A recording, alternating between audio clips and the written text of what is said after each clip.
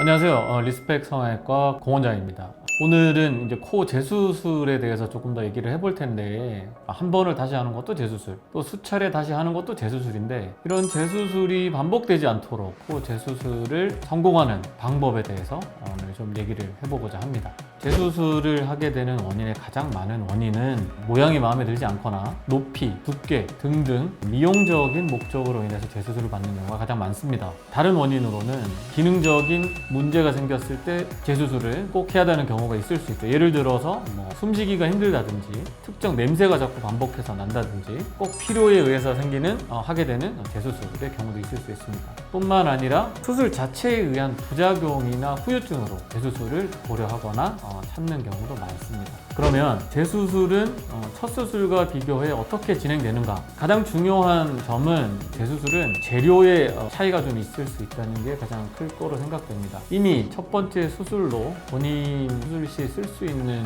자가 연골이나 자가 조직들이 일정 부분 이미 사용됐기 때문에 미용적 혹은 기능적 문제 해결을 위해서 추가적인 연골이나 다른 사람의 연골 등등이 필요할 수 있습니다. 두 번째는 재료 자체 문제뿐만 아니라 한 번 수술이 지나간 자리에 어떤 흉터 혹은 조직의 어떤 굳은 현상 등등으로 인한 수술에 영향을 미칠 수가 있습니다. 개개인의 조직의 상태는 수술이 반복될수록 확연하게 차이가 나고 변화가 심해지기 때문에 수술을 결정하거나 수술의 방법을 선택할 때 이런 부분들이 영향을 미칠 수가 있습니다. 이런 것들을 고려해서 우리가 이제 수술을 결정하게 되는데, 수술이 꼭 무엇이 필요하다라고 특정지어서 얘기하기는 힘들겠지만 재수술을 하기 위한 병원의 선택에 있어서 수술의 경험이 충분한 병원을 찾는 게 제가 볼 땐 가장 중요한 사안이라고 생각됩니다. 대개는 그런 재수술이 충분한 병원을 찾기 위한 자료가 충분하게 노출되어 있지 않기 때문에 본인의 생각과 부합해 보이는 병원을 발로 직접 찾아다니는 게 제일 중요하다고 생각합니다. 첫 번째 병원을 선택할 때 내가 들였던 노력에 비해서 그 이상의 노력을 반드시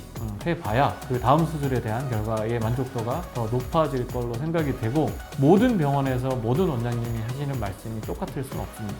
많이 상담하고 많이 이야기를 나눠보면 본인이 추구하는 미적인 부분과 가장 비슷하고 혹은 그걸 현실적으로 가장 잘 해줄 수 있는 원장님을 찾게 되는 가능성이 높지 않을까라고 생각됩니다. 재수술을 결정할 때 조금 더 신중했으면 하는 마음에 가벼운 영상을 찍어봤습니다. 리스펙 성형외과 공원장이었습니다. 감사합니다.